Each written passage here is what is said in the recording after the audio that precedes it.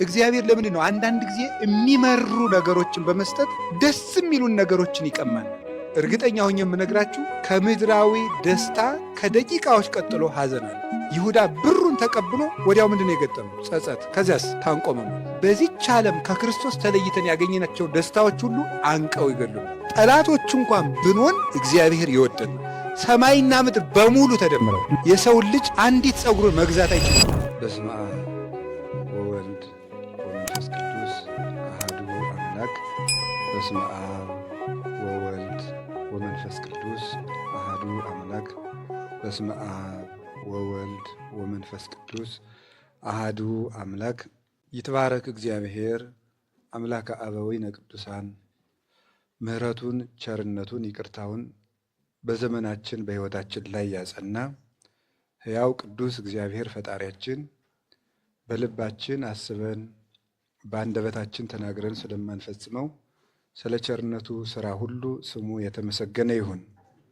የእናታችን የቅድስት ድንግል ማርያም የቅዱሳን መላእክት፣ የነቢያት፣ የሐዋርያት፣ የሰማዕታት፣ የጻድቃን፣ የደናግል መነኮሳት ረድኤታቸው የቅዱስ ቂርቆስን በረከት ከሁላችን ጋር ይሁን። ክቡር መምህራችን መምህር አባ ገብረ ሥላሴ የርዕሰ ገዳማት ወአድባራት ጣና ቅዱስ ቂርቆስ የአባቶችና የእናቶች አንድነት ገዳም አበምኔት፣ የተወደዳችሁ አባቶቻችን ካህናት፣ ወንድሞቻችን ዲያቆናት፣ አባቶች መነኮሳት መናንያን፣ እናቶች መነኮሳያት መናንያት፣ የእግዚአብሔር ቤተሰቦች ሁላችሁ አንድ አምላክ በሚሆን በአብ በወልድ በመንፈስ ቅዱስ ስም እንደምን ዋላችሁ? እንደምን ሰነበታችሁ? እንደምን አመሻችሁ? ቸርነት የባህሪ ገንዘቡ የሚሆን ፈጣሪያችን ለዚህ ቀን ስላበቃን ስላደረሰን ስሙ የተመሰገነ ይሁን። በመካከላችን ተገኝቶ እንዲያስተምረን እንዲመክረን ቅዱስ ፈቃዱ ይሁንልን። እንደ እግዚአብሔር ፈቃድ ዛሬ የምንማማርበት የትምህርታችን ኃይለ ቃል የሰው ዋጋ በሚል ርዕስ ነው የምንማማረው። እስኪ በሉ ድገሙ፣ ሶስት በሉ። የሰው ልጅ ዋጋው ምንድን ነው እንደማለት ነው። እሱን ነው የምንማማረው ዛሬ። እንግዲህ አሁን ባለንበት ዘመን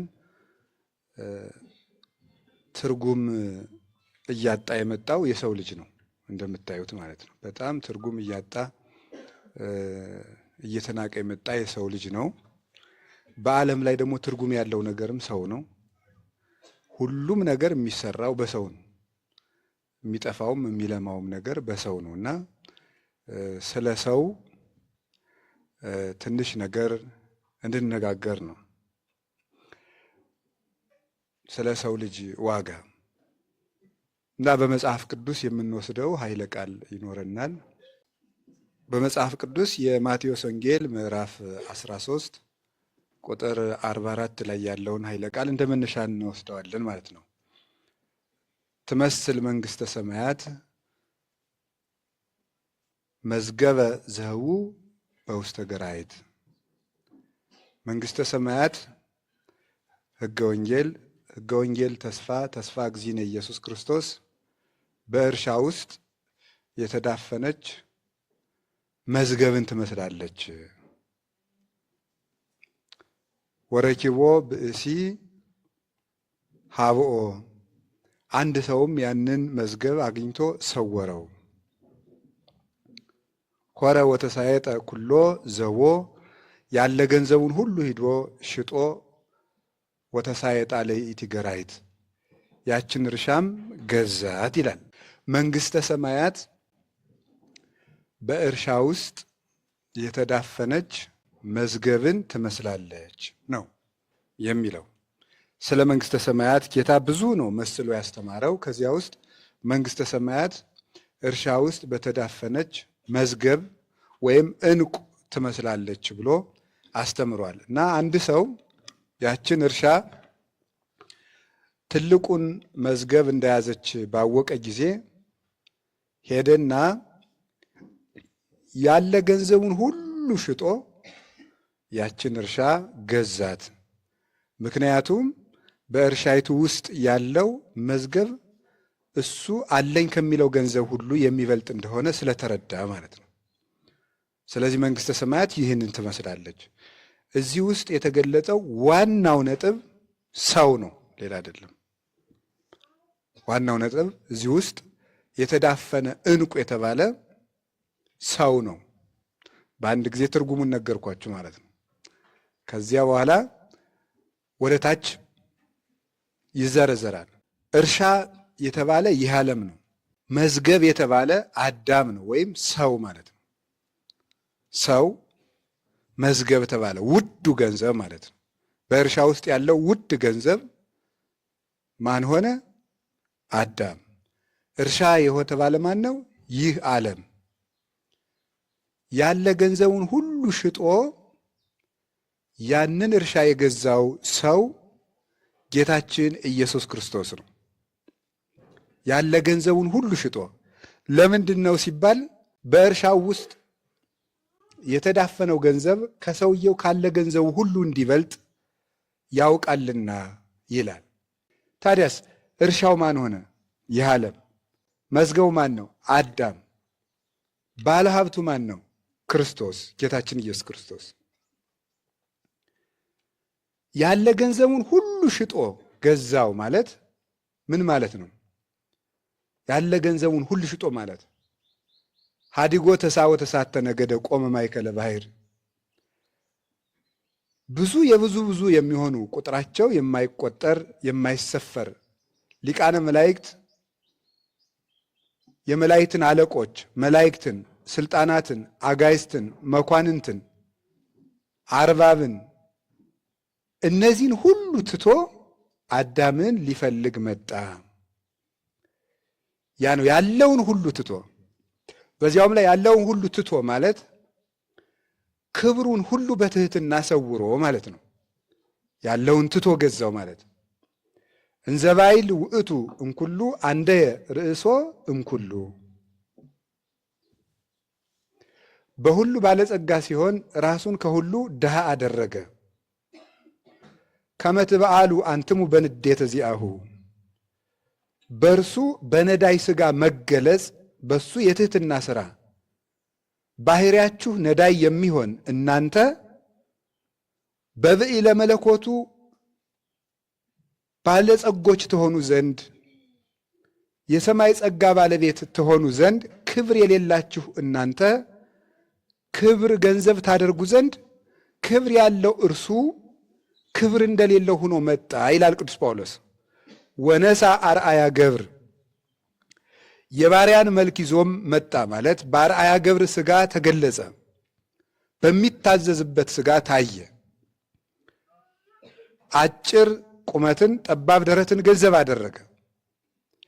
እንደ ሰው ልተተ ሕፃናትን ሳያፋልስ አበ እመ ብሎ አደገ። ውሃን ጡትን እየለመነ ከእናቱ አደገ። ይሄ እግዚአብሔር ያደረገው የመጨረሻው ትልቅ ነገር ነው። ሁሉን ትቶ ማለት ይሄ ነው። እንግዲህ ወቦቱ ብርሃን ዘኢይጠፍ፣ የማይጠፋ ብርሃን አለው። ሀበ አልቦ ዘይቀርቦ፣ ማንም ሊቀርበው የማይችል በመመርመር ገንዘብ በማድረግ በሁለቱም ማንም ሊቀርበው በማይችል ብርሃን የባሕሪ ሕይወት የሚኖር ነው እሱ።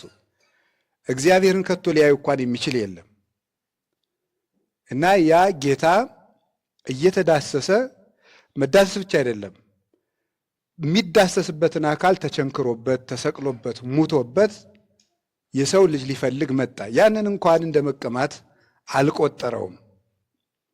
ስለዚህ እግዚአብሔር ፈጥሮ ገንዘቡ ካደረገው ወይም ራሱ ፈጥሮ ከሚገዛው ፍጥረት ሁሉ ለእግዚአብሔር እንደ ሰው ያለ ፍጥረት የለውም። የመጨረሻ ክቡር ፍጥረቱ ሰው ነው። እንደ ሰው ያለ ፍጥረት ከቶ የለም። እውነት ለመናገር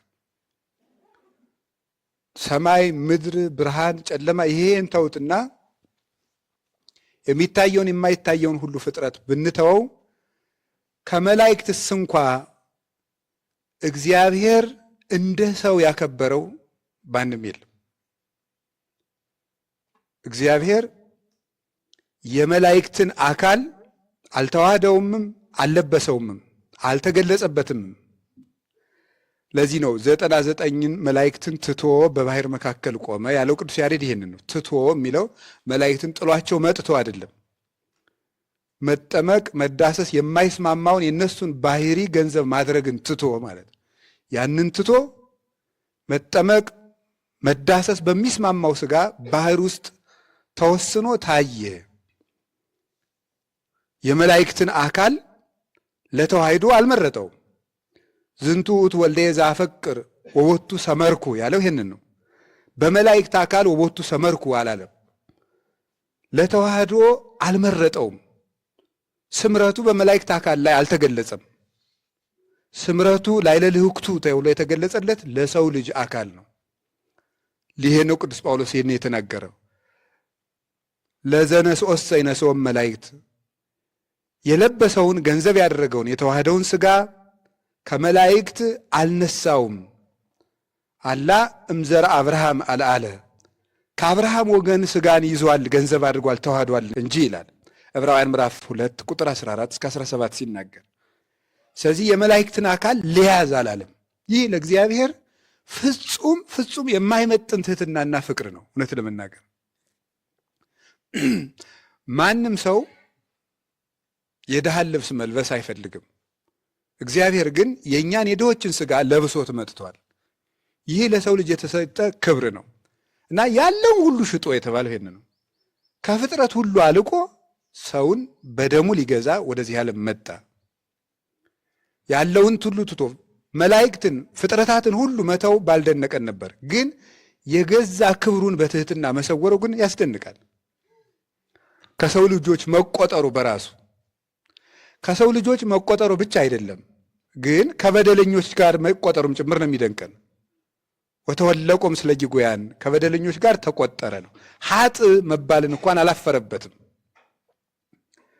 ቅዱስ ጳውሎስ ይህን ሲናገር ወመነና ለኀፍረት በእንተ ፍሥሓሁ ዘጽሕኑ ሎቱ በፊቱ ተዘጋጅቶ ስላለው ስለ ድህነተ ምዕመናን ኀፍረተ መስቀልን ናቀና ታገሰ ይላል። ሀጥ መባልን እንኳን አላፈረም። አንደኛ ሥጋ መልበሱ ለሱ መጠኑ አይደለም። ያ ብቻ አይደለም የሚያስደንቀው ሰው መሆኑ። ሰው መሆኑ ብቻ አይደለም የሚያስደንቀን፣ ከሰውም ደግሞ ሀጥ በሚባል ቁጥር መኖሩ።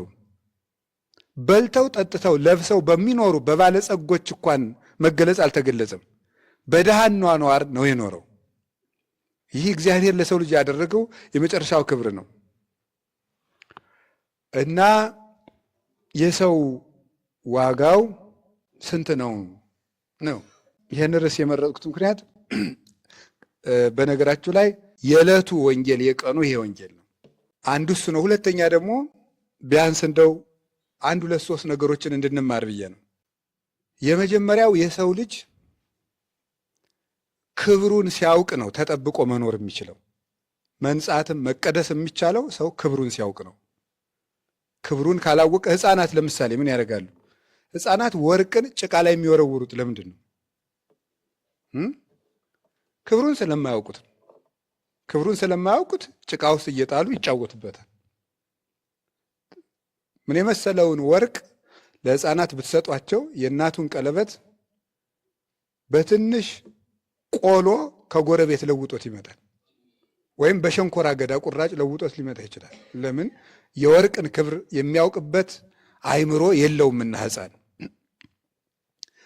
ሕፃን አእምሮ የሆነ ሰውም ክብሩን በማይገባ ነገር ለውጦ ይመጣል እና ብዙዎቻችን እግዚአብሔር በቸርነቱ ይመልሰን እንጂ ክብራችን ለማይረባ ነገር እንጥላለን። ለማይረባ ነገር እና ዛሬ ማወቅ የፈለግኩት ክብራችን ስናውቅ ከፍ የሚያደርግንን ስራ እንድንሰራ፣ ደንግጠን እንድንወጣ፣ አስጠልቶንም እንድንላቀቅ ከሚያዋርደን ነገር ሁሉ ያንን ለማድረግ ነው የሰውን ክብር መናገር የፈለግኩት።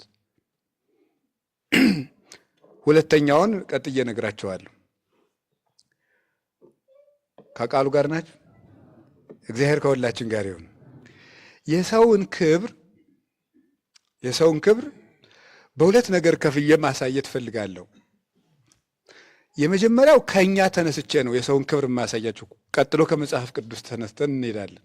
የሰውን ክብር እንግዲህ ውዱ ገንዘብ ሰው ነው ብያቸዋለሁ። እዚያ ውስጥ የተሰወረው የእግዚአብሔር ውድ ገንዘቡ ሰው ሆኖ ተገኝቷል። ከሰማይም ከምድርም ከእንስሳትም ከአራዊትም ከተራራውም ከሸንተረሩም ከዛፎቹም ከእጽዋትም ከቀላያትም ከመብረቁም ከደመናውም ከሰባቱ ሰማያት ከሊቃነ መላእክት ሁሉ የእግዚአብሔር ትልቁ ገንዘብ ሰው ነው ብሎናል ጌታ። እንግዲህ በወንጌል እንደዚያ ከሆነ ሰው የሰውን ትልቅነት እንደው እንዴት እንረዳዋለን ነው የውላችሁ። እስኪው ከአሉታዊ የሰው ልጅ ጠባይ ትንሽ ልጥቀስላችሁ። አሉታዊ የሰው ልጅ ጠባይ ለምንድን ሰው ለምሳሌ በጣም ኩሩ ነው አይደለም? ነው አይደለም? አይደለም? አሁን እናንተ አትኮሩም? ዓመት ሰርቆ እኮ አንድ ቀን መጽቶ የሚኮራ ሰው አለ አይደለም እንዴ? በደንብ ማለት ነው። ዓመቱም ሙሉ አመንዝሮ ንስሐ በገባ በሳምንቱ የሚኮራ አለ አይደለም ወይ? አለ። ኩራት ከሰው ልጅ ተለይቶ ያውቅ። ማንም ሰው ባለችው ነገር ይኮራል። ጆሮው ጅል ሆኖ አፍንጫው ትንሽ መለስ ያለች ከሆነ በአፍንጫው ይኮራል።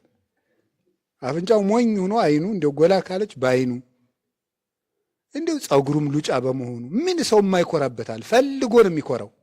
ፈልጎ እጣቱም ካለች እሷን ቢሆን ለማሳየት በሆነች ነገሩ ሰው ይኮራል። እና ሰው ለምን ይኮራል ታውቃላችሁ? ግን ሰው መኩራቱ ትልቅ ፍጡር ስለሆነ ነው ሰው የሚኮራው። የገድለ ተክለ ሃይማኖት ጸሐፊ ይናገራል። አቡነ ተክለ ሃይማኖት እንደተናገሩት አድርጎ ወበይንተዝ ንዚያር እስመ ዝሁረ ዝሁር አላህ ኮነ ይላል። የምንኮራው ለምንድን ነው የሚለው? የልዑላን ልዑል ስለፈጠረን ነው ይላል። የኃያላን የትልቆች ትልቅ ስለፈጠረን እንኮራለን ይላል። እግዚአብሔር ልዑል ስለሆነ የእኛም መልካችን በእግዚአብሔር አምሳል ስለተፈጠረ ኦሪት ዘፍጥረት ምዕራፍ 1 ቁጥር 26 እንደተቀመጠ እግዚአብሔር ሰውን በአርአያዬ በአምሳሌ ልፍጠር ብሎ ስለፈጠረን የእግዚአብሔር መልክ ስለሆን ታላቁ እግዚአብሔር ስለፈጠረን ሁልጊዜ የሰው ልጅ ታላቅነትን ይመኛል እና ኩራታችን የምትሰጠችው ለጤንነት ነው። እኔ ይሄ መጠን አይደለም እንድንል ነው። ይሄ አይመጥነኝም። ሱታፊ አምላክ ነው የሰው ልጅ መጨረሻው። እግዚአብሔርን መምሰል ነው መጨረሻው።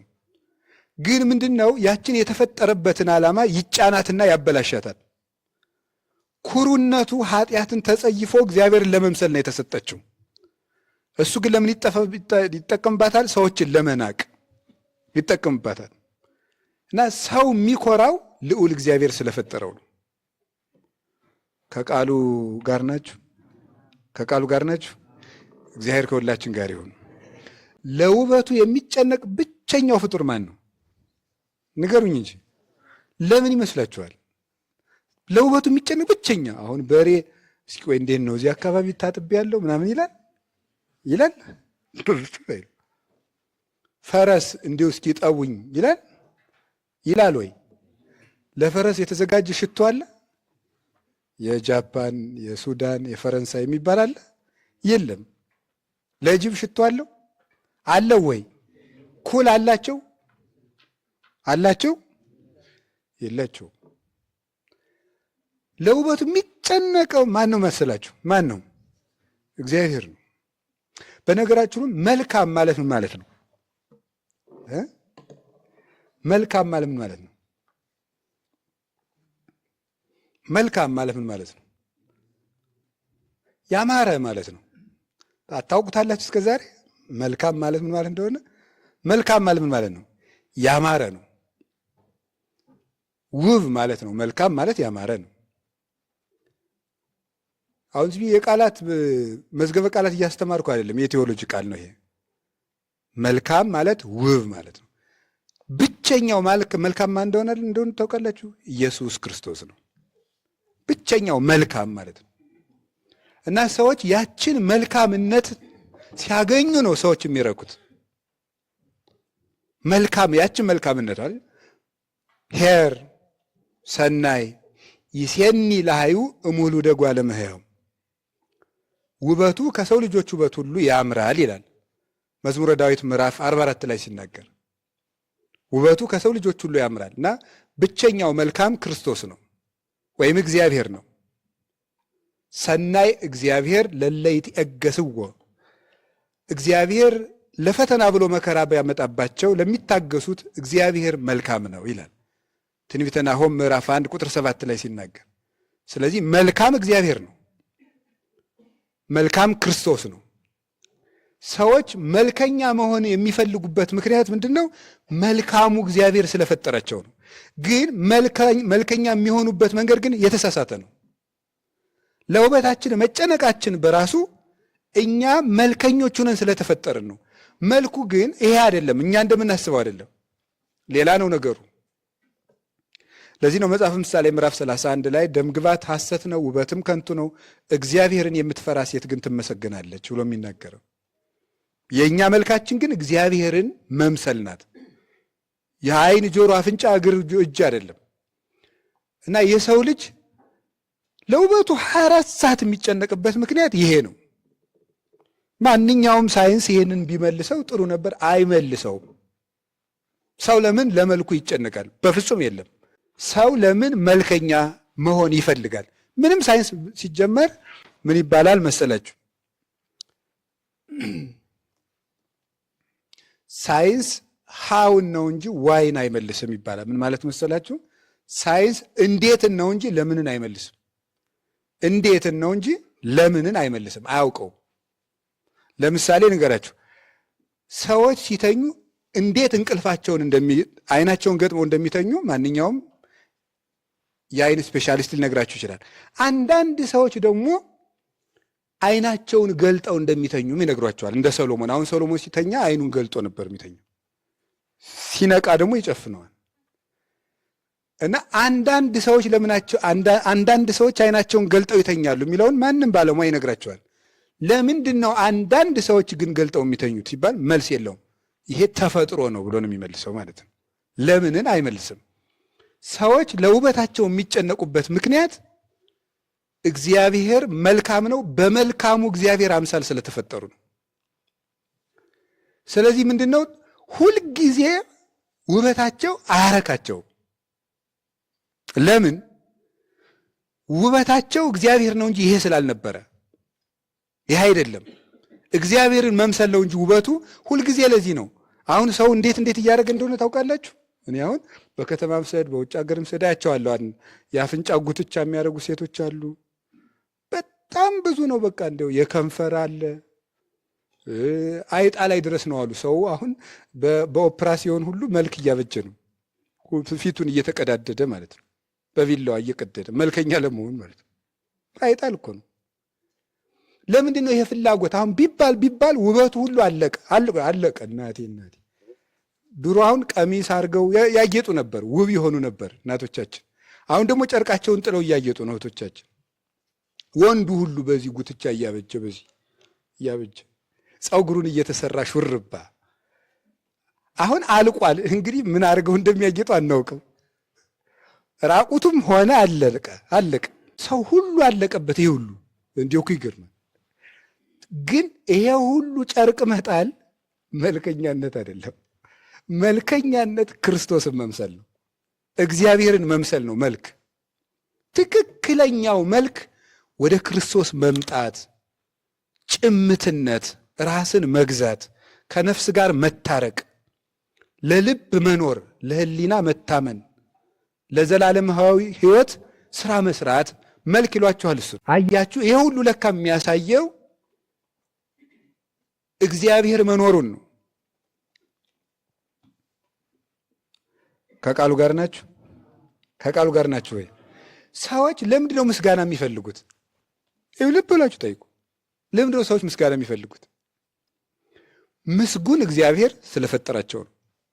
እስኪ ሂዱና ዝንጀሮውን አመስግኑት። ዝንጀሮዬ እንደምን አለ?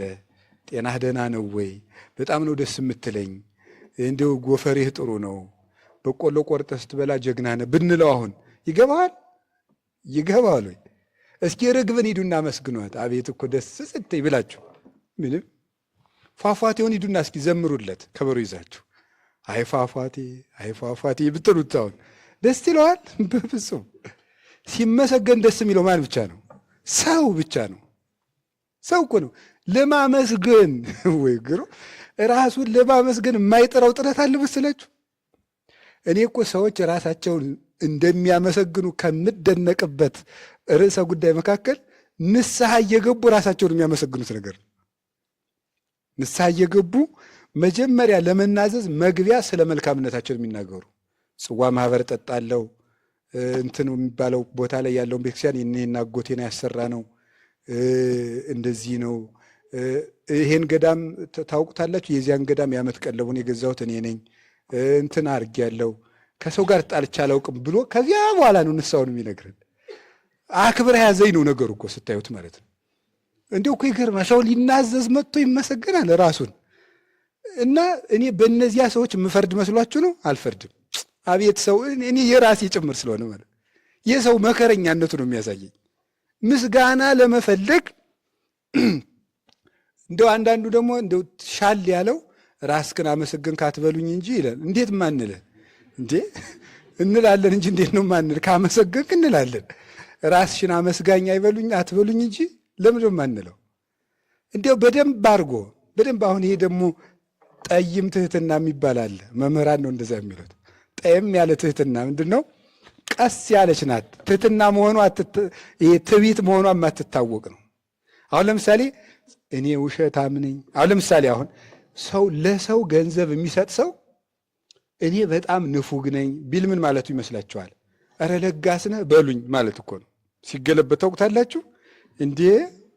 እኔ ምን አድርጌ ያውቃለሁ እኔ በጣም ቢል አሁን አንድ ሰው ምን ማለት ነው? እናንተ ጨመር አድርጋችሁ ተናገሩት ነው ነገሩ ማለት ነው። በደንብ አድርጎ የመመስገን ፍላጎታችን አቤት አቤት በደንብ አሁን አንዳንድ ጊዜ ደግሞ አውቀን የእኛ እንዳይታወቅብን ሌላ ሰው በማድነቅ ወደ እኛ እናመጣዋለን። ሌላ ሰው በማመስገን ይጀምርና ገሌ በጣም ጥሩ ነው፣ በጣም ጥሩ ወንድም ነው እንላ። ከዛ ቀጥለን ደግሞ እንላለን እኔ የሚገርመው አውቀዋለሁ እንላለን። ከዚያስ 3 ዓመት አብሬው ኑር ያለው ከዚያስ ያስጠናሁት እኔ ነበርኩ እንላለን ማለት ነው። በደንብ አድርጎ ነው ሰው እንዴት አድርጎ እኮ ለራሱ እኮ እንደሚል ታውቃላችሁ። ለምንድን ነው ሰው ምስጋና የሚፈልገው ነው? ምስጋና በጣም ይፈልግ። ሕፃናት ወድቀው መሰበራቸው አይደለም የሚያሳዝናቸው። ስለምንድን ነው ሰዎች ስለነሱ ምን እያሉ እንደሆነ የሚጨነቁት?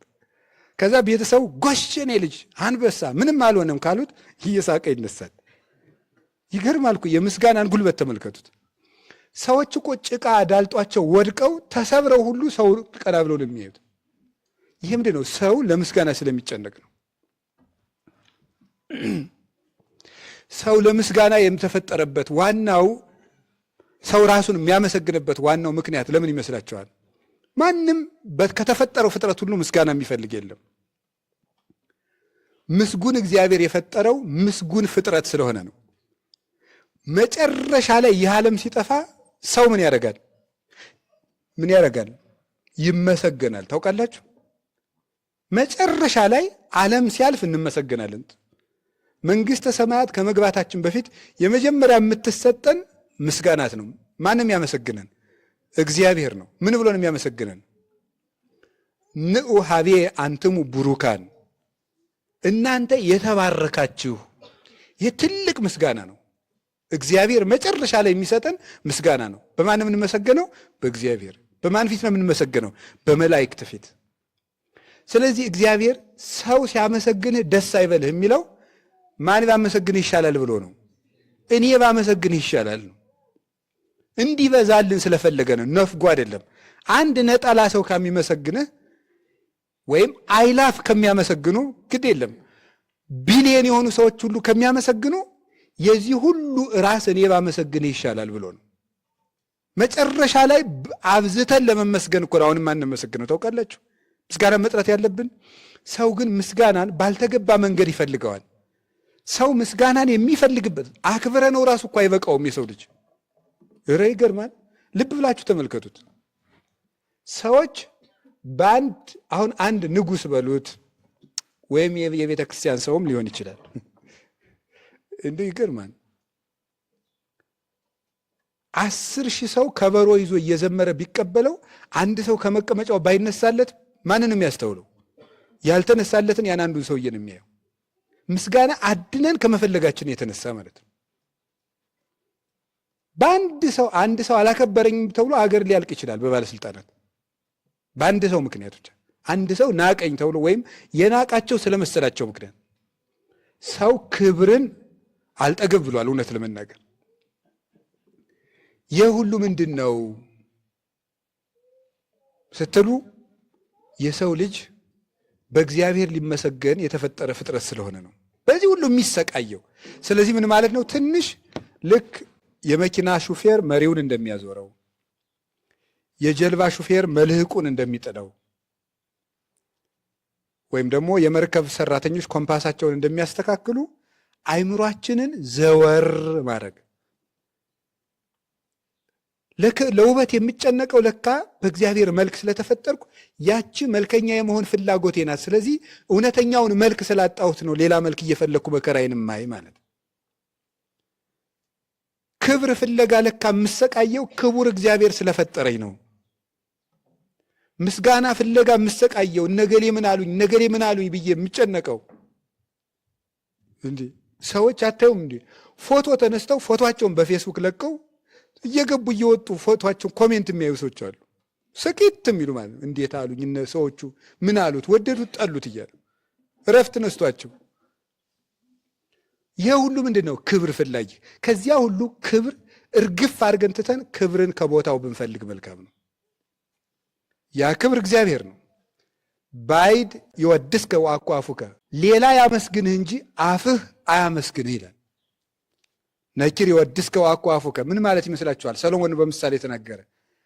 ባይድ ያመስግንህ ማለት ወአኳፉከ አንተ ራስህን አታመስግን ሌላ ያመስግን እንጂ። ሌላ ያለውን ምን ብለው ተርጉመውታል ሊቃውንቱ?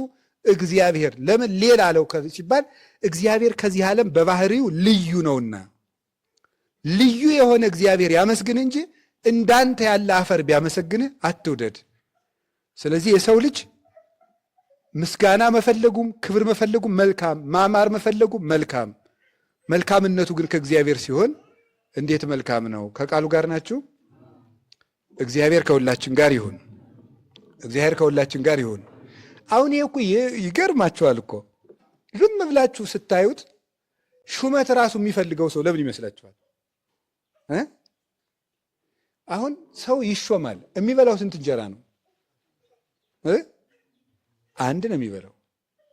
መቼም ለንጉሥ 5 እንጀራ ሆድ የላቸውም። አሁን ቄሱ 1 እንጀራ ይበላል። ጳጳሱ ስንት ይበላል?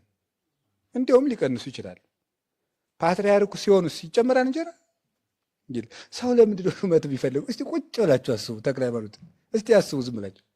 ሰው ለምንድን ነው ሹመት የሚፈልገው? ምንም እኮ ለምን እንደሚፈልገው እኮ ያውቀው። ለምን እንደሚፈልገው እኮ ቢያውቀው ሰው በሹመት አይጣላም ነበር።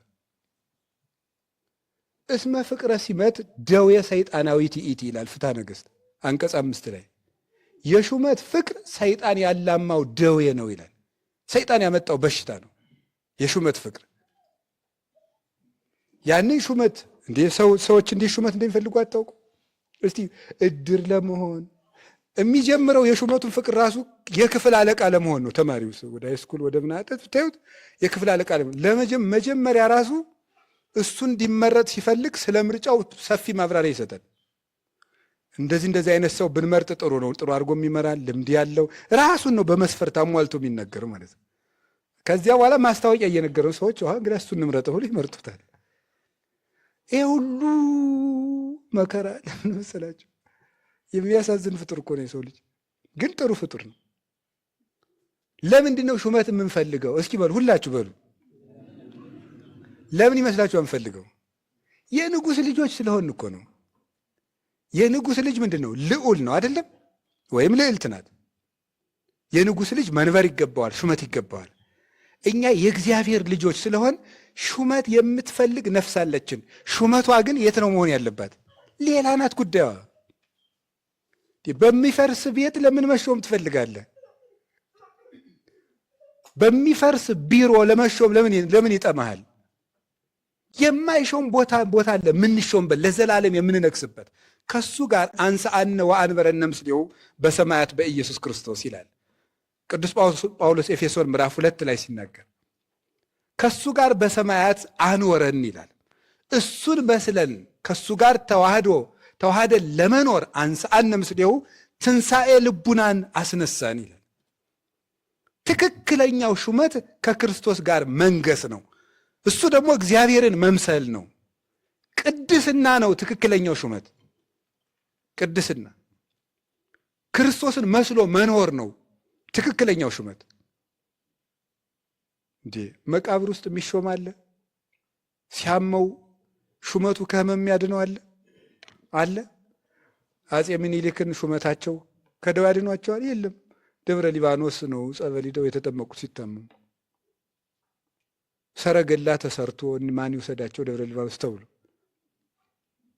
ይኸውላችሁ ጣሊያኖችን የአየር ቦምብ ይዘው የመጡትን ጣሊያኖችን በገጀር አሸንፈው የመለሱት ንጉሥ በሽታን ግን ማሸነፍ አልቻሉም።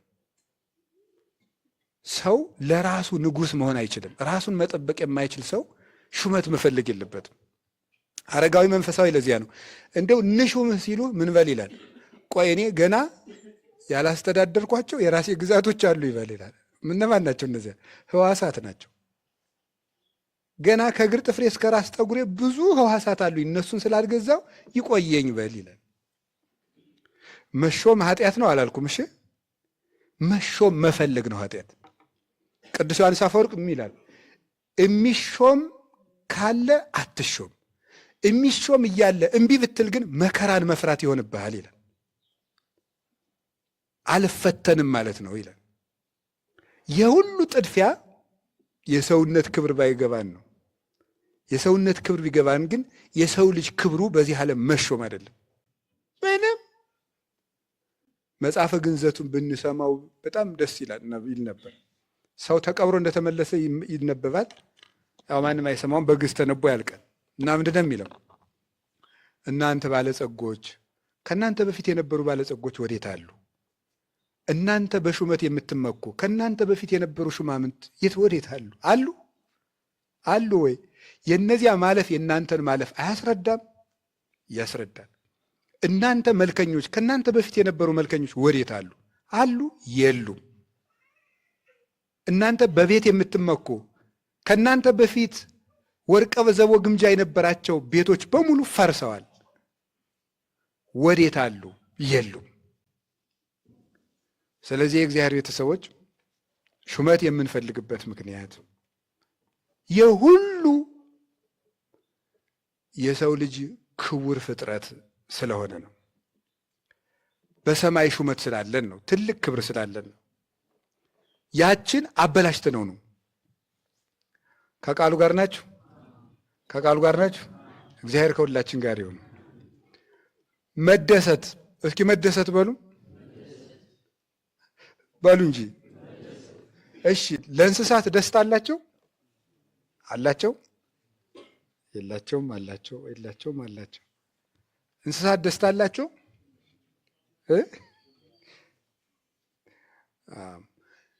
ምክንያት በሌለበት ደስታ የለም ማለት ምን ማለት ነው? ምክንያት ለሌለው ፍጡር ደስታ አለው ተብሎ አይነገርም። አመክንዮ ላለው ፍጡር ነው ደስታ የሚነገርለት። ተደሰተ፣ ተከፋ፣ አዘነ በአመክንዮ ለማያስብ ፍጡር እንደዚያ አይነገርለትም፣ የለውም። ግሱም አይሰራም ለዚህ ማለት ነው። ደስታ የሚነገረው ምክንያት ላለው አሳቢ ለሆነ አመክንዮና ውጤት ላለው ለሚያደንቅ ፍጡር ነው። ስለዚህ የሰው ልጆች ሁልጊዜ ምን ይፈልጋሉ? ባሉ ነገር እንጂ መደሰት ይፈልጋሉ አይደል? መደሰት ይፈልጋሉ። ሰዎች ከበሮ ለመምታት የሚሻሙት ለምን ይመስላችኋል? ለእግዚአብሔር ብለው ነው? እስቲ የኔ ሻል ይላል ብለው ነው? የኔ ከበሮ ለእግዚአብሔር ሻል ይላል በደንብ ይሰማዋል ብለው ነው ወይ? አይደለም። ምን ብለው? ለመደሰት እኮ ነው እናቴ፣ ለመደሰት እኮ ነው። ለእግዚአብሔር ብለው እኮ አይደለም፣ ለመደሰት ነው።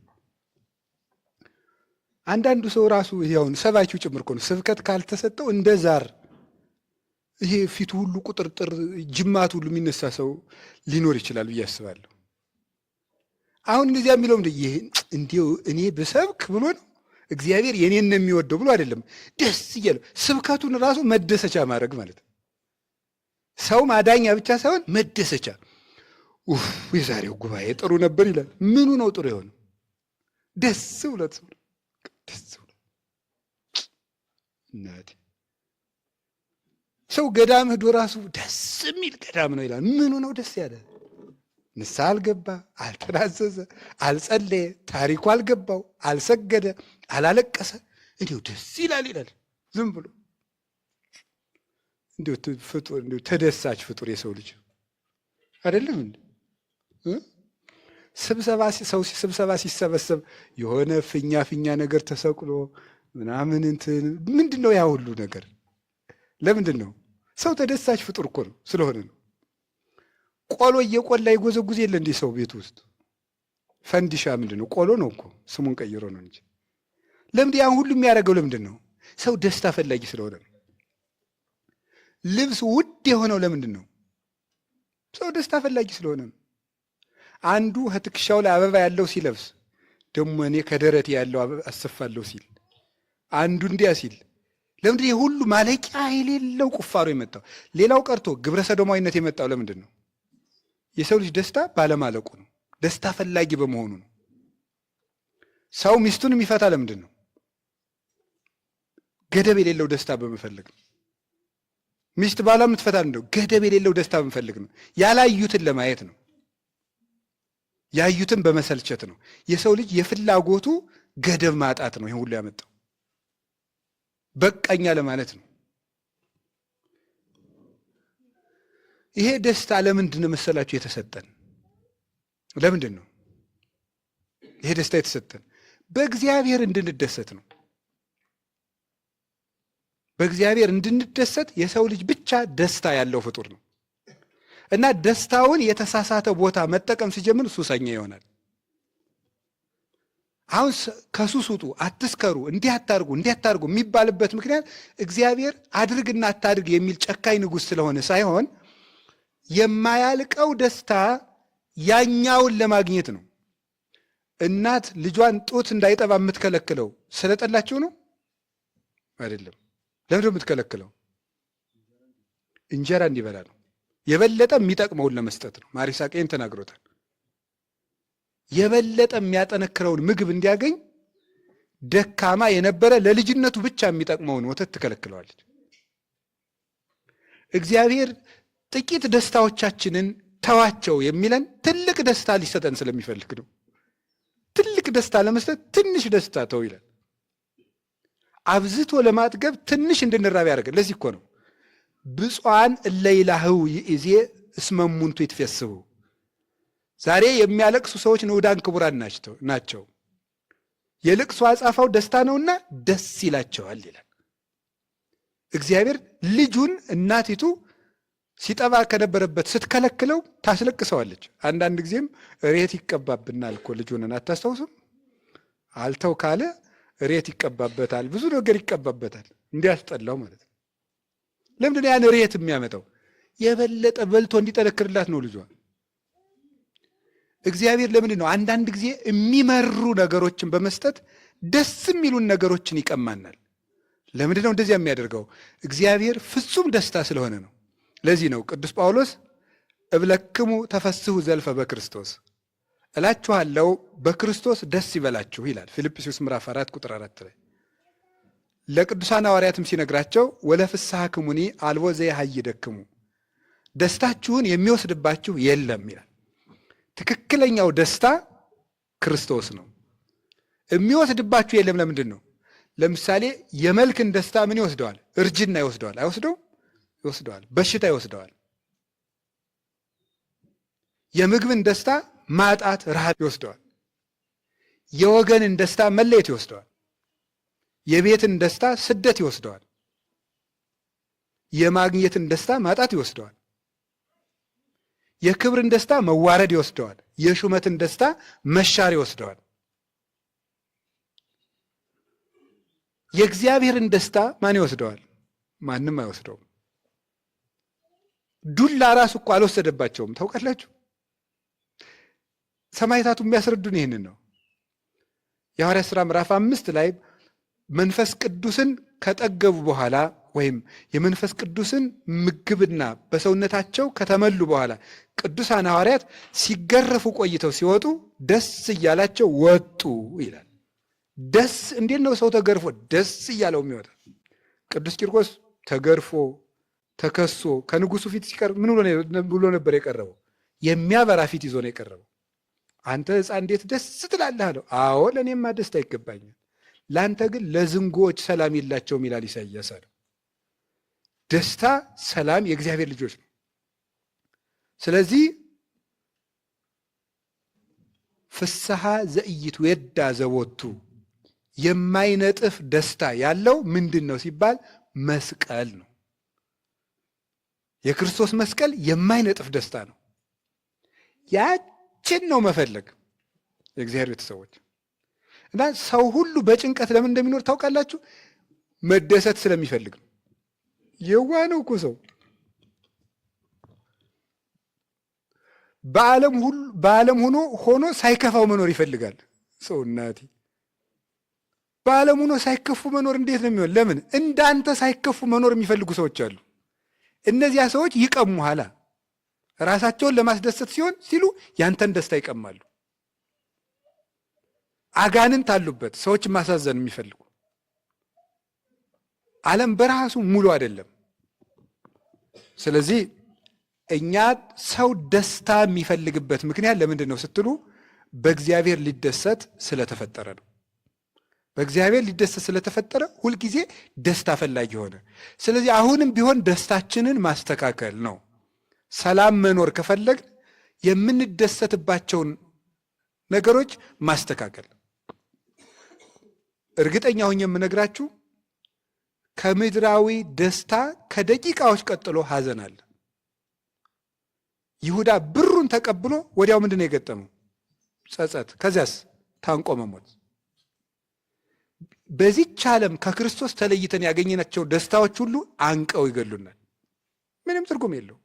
ራሳችን ከመግደል በቀር ዓለም የሰጠችው ደስታ ያሳድገናል ብላችሁ አታስቡ። እና ይሄ ሁሉ የሰውን ውድነቱን ነው የሚያመለክተው። ሰው ልጅ መደሰቱ ራሱ ከቃሉ ጋር ናችሁ። ከቃሉ ጋር ናችሁ። ሰው ለምንድን ነው ስለ ሞት የሚፈራው? ሰው ለምን ሞት እንደሚፈራ ታውቃላችሁ? አትፈሩም?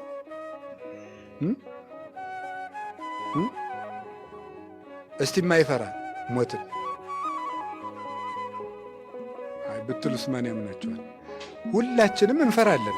እውነት የምናገር ለምን ደም እንፈራው? እንደ ቅዱስ ጊዮርጊስም አንድ ቀን ለትንሽ ፈርቶ ነበር። ያኳን ጀግናው መንኮራኩሩን ያሸንፍ ፈርቶ እንደገና ነው የጌታዬ መስቀል እንዴት አላስብም ብሎ ወዲያው ነው። ግን በቅጽበት ናት፣ ወዲያው ለቀቀችው። የክርስቶስ መስቀል ሲያስብ አቡነ ተክለ ሃይማኖት ሞትን ፈርተው ነበር። ነፍሴ ከስጋዬ ከተለየች በኋላ ስትሄድ አጋንንት እንዳያስደነግጧት ቅዱስ ሚካኤል ላክልኝ ብለውታል ጌታ።